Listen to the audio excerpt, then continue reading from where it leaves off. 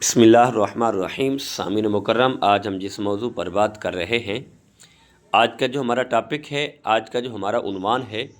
وہ اس موضوع پر ہے کہ آج ہم آپ کو غسل کا طریقہ بتانے جا رہے ہیں۔ غسل کیسے کیا جاتا ہے، غسل کرنے کا مکمل طریقہ کیا ہے، آج اس بارے ہم آپ کو آگاہ کرنے جا رہے ہیں۔ انشاءاللہ العزیز اگر آپ سنیں گے تو اس کا آپ کو بہت بڑا فائدہ ہوگا۔ تو دیکھیں، سب سے پہلی بات تو یہ ہے کہ جب بھی پانی بہایا جائے،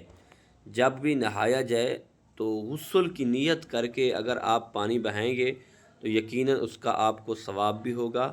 تو اس میں آپ کا جو نہانے کا مقصد ہے وہ بھی پورا ہو جائے گا۔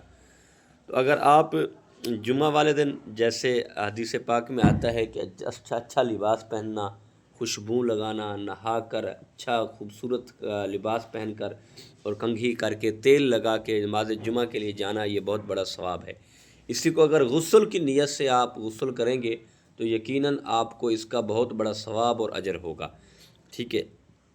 اب غسل کرنے کا طریقہ کیا ہے، وہ بھی ایک بہت بڑا آسان طریقہ ہے، لیکن بہت سے لوگ نہیں جانتے۔ اور غسل میں سب سے پہلی بات تو یہ ہے کہ جب انسان پر غسل فرض ہو جاتا ہے، وہ مرد ہو، عورت ہو، جوان ہو، بوڑھا ہو، کسی پر بھی غسل فرض ہو سکتا ہے۔ وہ میاں بیوی ہم بستر ہوں، ازواجی تعلق قائم کریں، یا ویسے ہی انسان رات کو سوتا ہے تو اطعام ہو جاتا ہے، تو پھر بھی غسل فرض ہو جاتا ہے۔ تو اس کے لیے یہی ہے کہ سب سے پہلے جہاں نجاست لگی ہوئی ہے وہاں اچھے طریقے سے وہ جگہ صاف کرنی چاہیے، دھونی چاہیے اس پانی کے ساتھ، اور استنجا کرنا چاہیے۔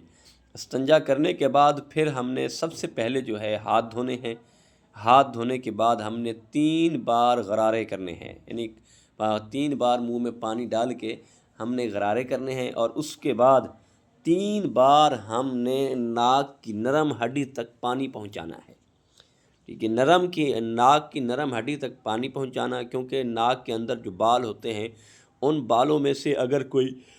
ایک بال بھی خشک رہ گیا، وہاں تک پانی نہ پہنچا، تو یقیناً آپ کا غسل نہیں ہوگا۔ اور اسی طرح جیسے ہم منہ میں پانی ڈالتے ہیں، 3 بار کلی کرتے ہیں، یہ بھی اسی لیے کہا جاتا ہے کہ زبان کی جڑ کے اندر بال ہیں، اگر ان بالوں میں سے بھی کسی بال کے ہاں پانی نہ پہنچا، خشک رہ گیا، تو آپ کا غسل نہیں ہوگا۔ اسی لیے کہا جاتا ہے کہ 3 بار غرارے کریں اور 3 بار ناک کی نرم ہڈی تک پانی پہنچائیں،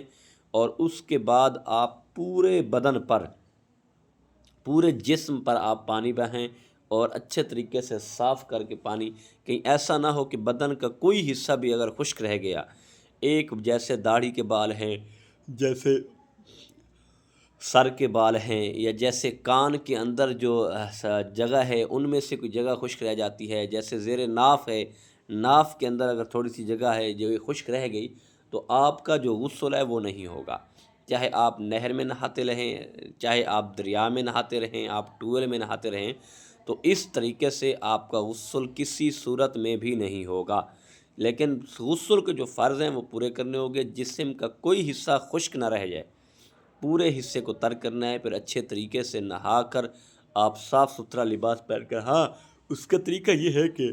آپ اسی طریقے سے ہی وضو کر لیں جیسے نماز کا وضو کرتے ہیں۔ ایک تو یہ ہے کہ آپ کا نماز کا وضو ہو جائے گا، پھر اسی وضو کے ساتھ آپ نماز پڑھنا چاہیں تو نماز بھی پڑھ سکتے ہیں، قرآن پاک کی تلاوت کرنا چاہیں تو قرآن پاک کی تلاوت بھی کر سکتے ہیں، یعنی دوبارہ آپ کو وضو کرنے کی ضرورت پیش نہیں آئے گی، دوبارہ وضو کرنا نہیں پڑے گا۔ اگر آپ غسل کے ہی فرض ادا کریں گے اور اس کے بعد پانی بہائیں گے تو پھر آپ کو دوبارہ وضو کرنا پڑے گا، وضو کر کے پھر آپ اس کے ساتھ نماز پڑھ سکتے ہیں۔ اللہ پاک ہمیں مسائل سیکھنے کی اور اس پر عمل کرنے کی توفیق عطا فرمائے۔ وما توفیقی الا باللہ العلی العظیم۔